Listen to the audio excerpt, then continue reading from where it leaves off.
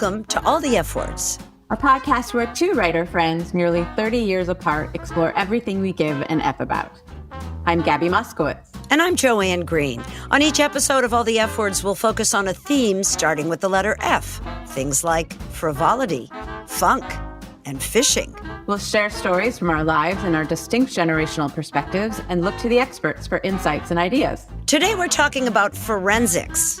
You know, as in speech and debate, and we are very lucky because we're joined by Dana Rubin, author and curator of the forthcoming anthology, Speaking While Female, 75 Extraordinary Speeches by American Women. Welcome, Dana. We are so excited to have you with us today. Thank you. Not as excited as I am. Well, happy Women's History Month to everyone. We are recording on the first day of Women's History Month, and it's one of those interesting things, like people who often say, why would we have a Black History Month when every month should be Black History, every month should be Women's History? But sadly, and I'm sure this is in part what prompted all of your work and all of your research, women have been left out of history. And Dana is among a very brave, courageous, and hardworking group of people who are working to change that. So first of all, thank you. It's been a labor of love. Dana, I was wondering if you could tell us a little bit about your background. I of course, have spent several days researching you, but for those who have not, if you could just tell our listeners a little bit about who you are and how you came to this and what you do. Yes. So I'm on my third stage, my third career. I started out as a journalist, and for many years I worked in newspapers and I worked in magazines. I did even some TV work, but I think that the journalism was the foundation, formed the foundation for who I am, a respect for research, evidence, and fact-based argumentation, clear communication, and also popularizing, distilling information and making it clear to the wider public. Then I became a speech writer, and I crafted arguments, persuasive arguments for people who wanted to get their message out into the public. And it was when I was working as a speechwriter, and then I started doing work as a speech coach. And every Can I year, ask, who were you writing speeches for? Like what population? I've never liked writing for politicians because I never wanted to write for politics, something I just really didn't agree with. It just didn't sit well with me. But I wrote for corporate leaders because I didn't have a lot of problem helping them put themselves into the marketplace of ideas as leaders. And I would write op-eds and articles and sometimes, written pieces, but speeches, a lot of speeches, introductions, remarks. And I found that to be fun because it's trading in ideas. It's really about language. It's writerly in that you get to use interesting, fun language. There's musicality in speeches, so you have to pay attention to the way the words sound, not just the way they look on the page. But then it was out of that experience that I became a judge for a speech writing contest. Every year I would look at all these dozens of speeches, and I started to get really annoyed by all of the quotations by Winston Churchill. Yeah. And I thought, he was a great British statesman. I admire his oratory. I can even quote from his speeches, especially World War II, on the beaches, we shall fight on the beaches. But I thought, why are we constantly quoting this man? And then I started to think about the larger picture of constantly referring to male oratory. So that's what sent me down this little trajectory. Really, before looking into your book and the work that you've been doing, if someone had said to me, name 3 famous speeches, they would have been by 3 men. At least one of them would have been African-American, which is Martin Luther King, only because we quote that one speech again and again, probably not his greatest speech and certainly not even the greatest paragraph in his speech, but there you have it. And why do you think that is? Is it because women haven't been speaking or because we don't know about women's speeches? Well, let me just say, I completely share your experience because when I lead workshops and when I speak, I often ask people, name 5 speakers. Usually I say, name 5 dead speakers, right? People who aren't living anymore. They will say Martin Luther King, of course. They'll say Lincoln. They'll say Churchill. They'll say JFK, RFK, Ronald Reagan. Very seldom do they mention a woman. Very. And if they do, it's always the same small group of women. They might say Hillary, they might say Michelle or Oprah, maybe a Sojourner Truth, once in a while a Susan B. Anthony or Elizabeth Cady Stanton, but very seldom. So they are not in our consciousness. We just don't think of them. And as a consequence, we associate the skill of public speaking and influencing the public with our voices with men. I was told as a child that little girls should be seen and not heard. Clearly that worked very well for me because my career has been in audio where I'm only heard and not seen. Well, you asked me why, and I think there's several reasons why. One is because women have not been in positions of power, right? Men were legislators, men were presidents and prime ministers, men were constitutional experts, men were military experts, and until the 1960s and 70s, that's the way we constructed history. It was only with the rise of social history that we began to really appreciate that history involved all people from all walks of life, right? The bottom and the top. In fact, a lot of people started doing history from the bottom up. And that's when some feminist scholars started to look into women's speech and women's rhetoric. Well, on that note, one thing that I remember reading, I can't remember if I watched your C-SPAN interview, which was fantastic. And then also in the intro of your book, I believe you talk a little bit about there's a lack of record of these speeches. It's there. We see copies of speeches by men all over the place. And it seems like there isn't the same level of record keeping of these speeches by women. Well, it's a reflection of the same mentality. Here's how I think of it. Suppose a woman's going to give a speech. In advance, it's known. Of course, a lot of them were extemporary, but suppose there's an event where a woman's going to give a speech. Does a stenographer go there to take down the words? Does an editor, who's almost certainly a male, send a journalist to cover it? If the journalist goes to cover it, does that journalist actually write down the words that the woman said? If he doesn't write down her words, he's not going to quote them in the next day's paper. Or if he does quote them, it's going to be a small phrase. But more likely, he'll just say, a woman gave a speech or a woman contributed to the proceedings. If he doesn't quote her, she's not going to be quoted subsequently. If we don't have her words, she's not going to be used in the history textbooks. And then it gets replicated over and over and over. And here's an example. I started looking at speech anthologies. I just wanted to see how many women's speeches were in speech anthologies. I am a bit of a completist, I have to admit. And I ended up buying like 300 speech anthologies. You should see them stacked up in my apartment. But here's the point.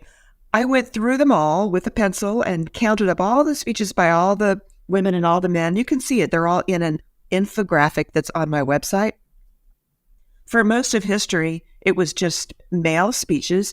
And every time a publisher would do a new edition, a new anthology, they would just copy the women's, the handful of women's speeches from the past. So you always got Elizabeth Cady Stanton and Susan B. Anthony. You got maybe a Helen Keller, maybe a Jane Addams. But, Elizabeth first to the troops at Tilbury in 1603 or something. Always the same handful of speeches over and over and over and over. How did that impact your research? So I mean, was it hard to find some of these speeches? Did you have to transcribe them somehow? What was that like? It was hard. Actually, it's been hard, and I'm still doing that. I am still adding speeches because I'm obsessed. I used to have hobbies. Now all I do is research women's speech. And you know what? It pleases me. I love doing it. I get so much satisfaction because every time I find a great speech that's gotten so little attention, I feel like I found a piece of gold. But, How do you find them? well, first of all, you look in history books and you read about events. Then you look for records of that events. One advantage that I have, and it's a tremendous advantage, is in the last 10, 15 years, so many documents have been digitized.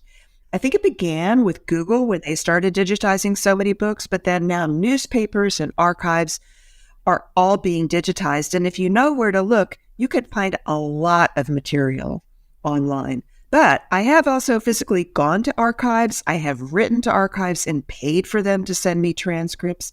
I once got a speech by Clara Barton when I was standing at the Library of Congress at an exhibit, and I saw a speech by her on yellowed paper, and I'm standing there with my notepad writing the words down. Wow. So everywhere I can find them, I follow little leads to capture those words that actually came from the woman's mouth. Wow. What do you look for when you're looking for a particularly great speech? I want to see a speech in which a woman passionately and persuasively made an argument. If it was a new argument, and there are lots of examples of that, then that's real treasure.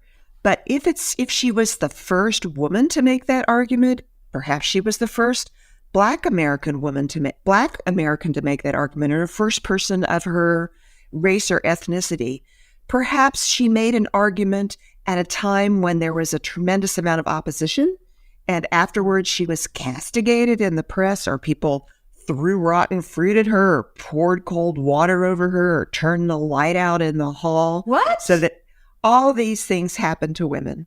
So if the circumstances surrounding it were particularly disadvantageous, then I think that speech is heroic. Can you tell us a story of one of those?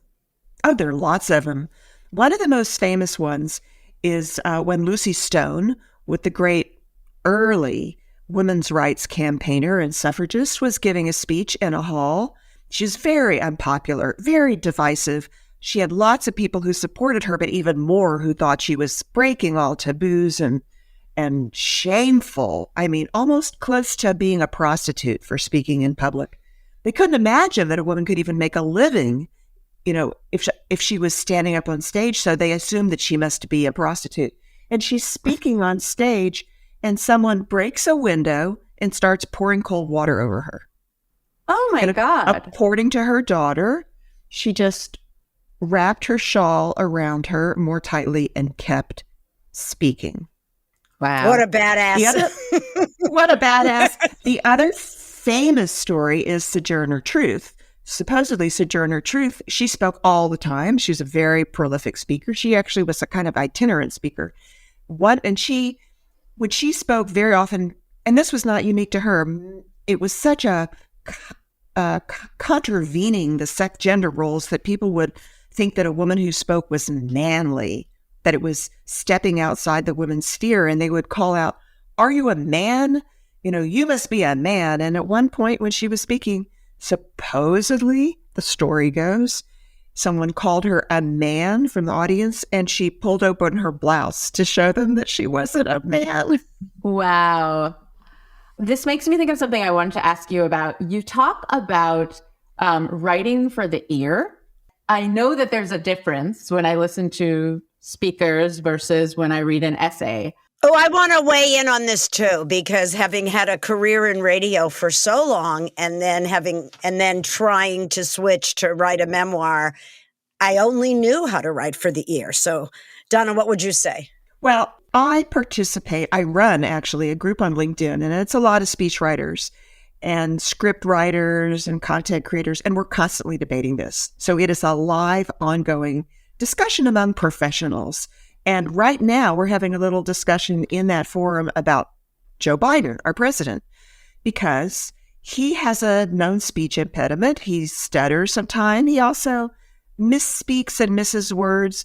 And the question that we've been debating is, how do his script writers, how do his speech writers write language for him that he can deliver fluidly without catching on particular words? So that's one thing. Writing language that's easy to pronounce, that your speaker won't have any trouble tripping over. Another is writing short sentences that are declarative without a lot of parenthetical phrases. Another is, there's lots of tools of rhetoric. Another is using repetition. Just think about, we'll think about the famous spurious speech by Sojourner Truth, "Ain't I a Woman?" We now think that wasn't the original version of her speech, but one reason it became so popular is because of the refrain that she delivers over and over. "Ain't I a woman? Ain't I a woman?" Another thing is alliteration, using a lot of similar words that start with similar sounds. All the greatest orators in history use these tricks, and in fact, they go back to ancient Greece. Really? Yeah. In fact, the rules of rhetoric were laid out very clearly in ancient Greece because that was where speaking in public was considered one of the virtues of manliness and of a great leader, a great public leader. Also, before the printing press, the tradition was oral. That is how people got their information, was by listening. When writing for the ear, I would also say read it aloud, because writing for the ear is much more like the way that we speak, which is very different than the way that we write when it is to be read on a printed page. And often, particularly with persuasive pieces, you're going to tell people what you're going to tell them. Then you're going to tell them what you're going to tell them. Then you're going to tell them what you told them. And by hearing it 3 times in 3 different ways, you're more likely to get that message across. Often when listening, our attention span will float off for a moment. So if you really want people to get the message, you have to hammer it in a few different times. And in some instances, you want to say the exact same refrain, "Ain't I a woman?" But in other instances, you want to get that message across with different words at different points. And another thing I would add is that rhythm is very important. You said musicality, and I think that's even taking rhythm one step further, because rhythm would be a part of musicality. But the rhythm and the pacing is key. It's interesting that you say that, because I have observed in my 20 years as a speechwriter that some of the very best speechwriters come from a church background. They grew up in the church. They were used to hearing the rhythms of the preachers and ministers, and they internalize that rhythm and they repeat it when they write for the ear. So sermons are in fact speeches, right? Sermons are speeches, yeah. Absolutely. And for many, many years, in fact, until the 1860s and 70s, women were not supposed to preach. They were forbidden from all the major denominations, forbidden from preaching. Of course, there were women itinerant preachers in America who did preach, but for the most part, men did not want women in positions to influence and persuade. They just wanted to keep the power for themselves. Go figure. We'll be back in just a moment, and we'll hear some of Dana's favorite speeches by American women.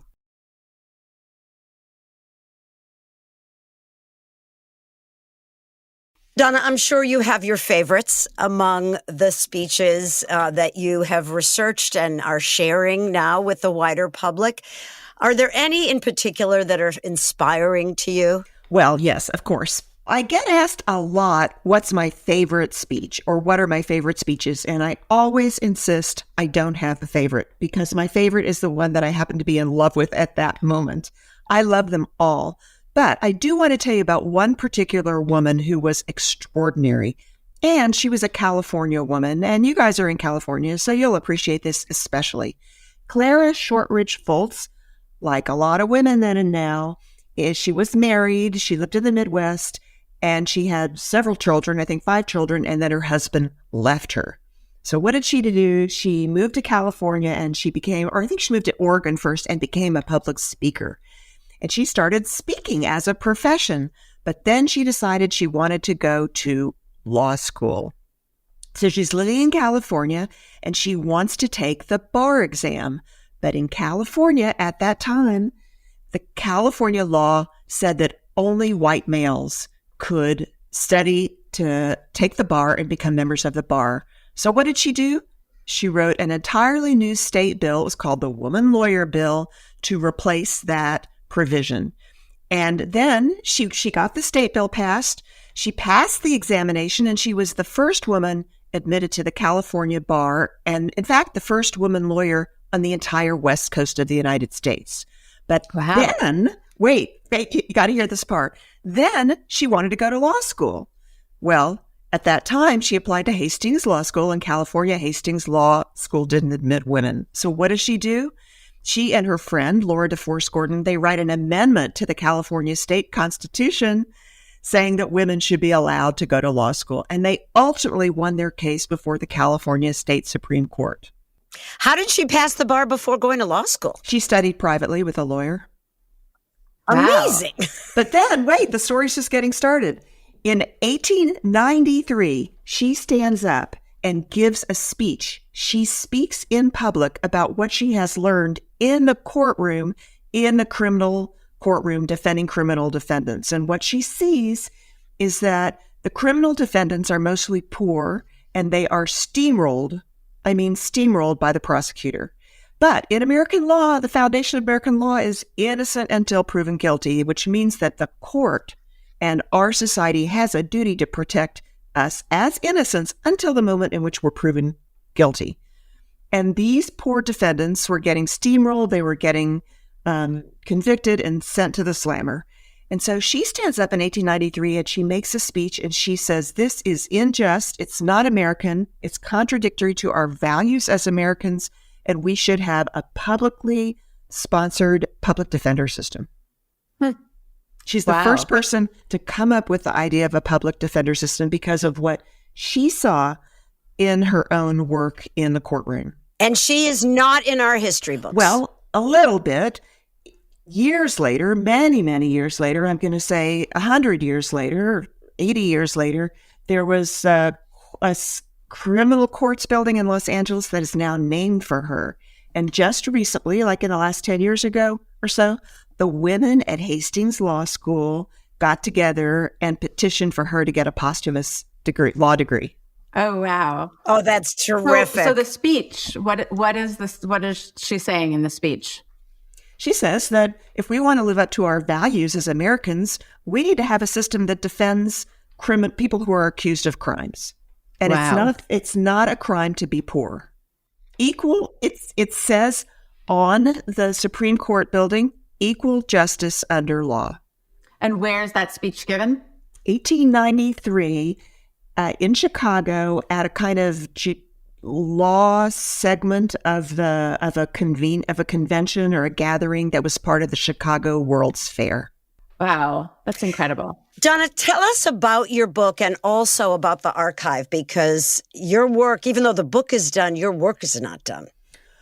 Well, the first project was to create this archive. I started putting these speeches online in a free resource. It's free for women and girls and everyone all around the world. Of course, that's anyone who has a free internet. And they can look up and find speeches by women from every corner of the world, from Africa, from Asia, from all over North America and South America, showing that women have been speaking for centuries. And I try to put the transcripts. Sometimes I just have audio, sometimes video. Of course, not every speech is in the public domain, so I try to research them carefully and only put up what I have the legal right to put up. But I want these speeches to be accessible to students and teachers and writers and journalists, people in the media, and all of us, so we can know that the history that we've been taught is lopsided. So the first project was the Women's Speech Bank, and you can find that at speakingwhilefemale.co. I don't yet own the .com URL. I'm working on it, but speakingwhilefemale.co. And it was out of that project that I created a new book that has just come out of American women's speeches. Speaking While Female, 75 Extraordinary Speeches by American Women.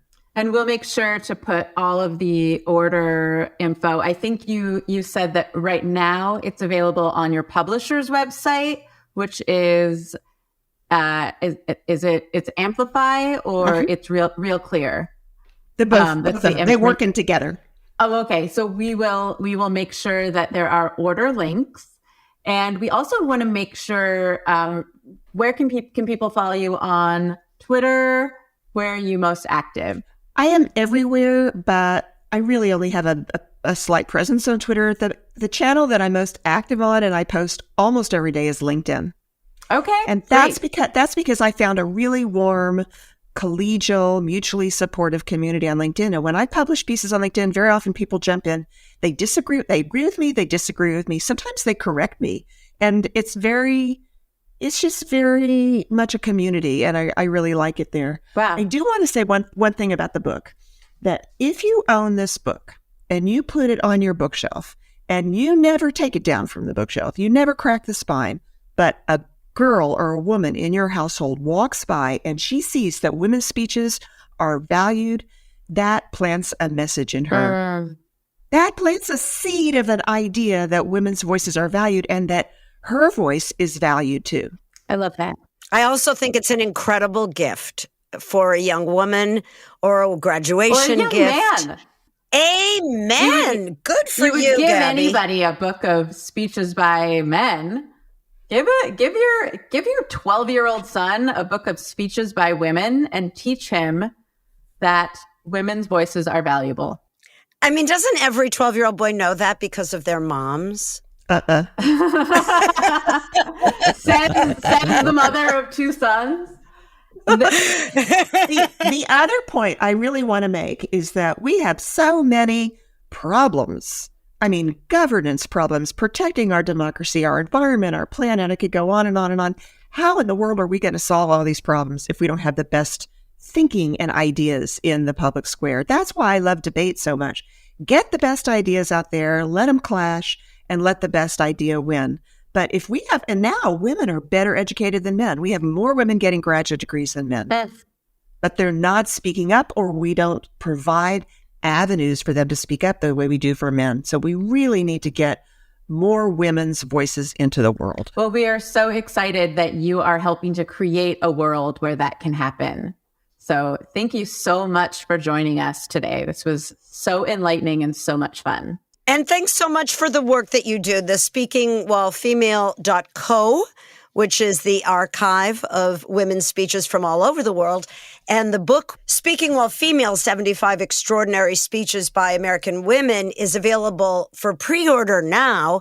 You'll receive it in June, or if you can't wait, and there are many of us who can't wait, you can order it directly from the publisher now, and we will provide those links in our show notes. Thank you. Thank you. Which brings me to something else I wanted to share. I launched a new podcast. It's called In This Story with Joanne Greene. And this is for people with no attention span because the episodes are like 3 minutes long. And they are my micro essays set to music. And they're fun and you can subscribe and they are everywhere.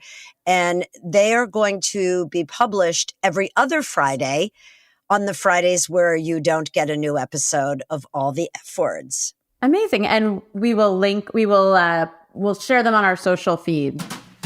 So you can follow along there as well. Wonderful.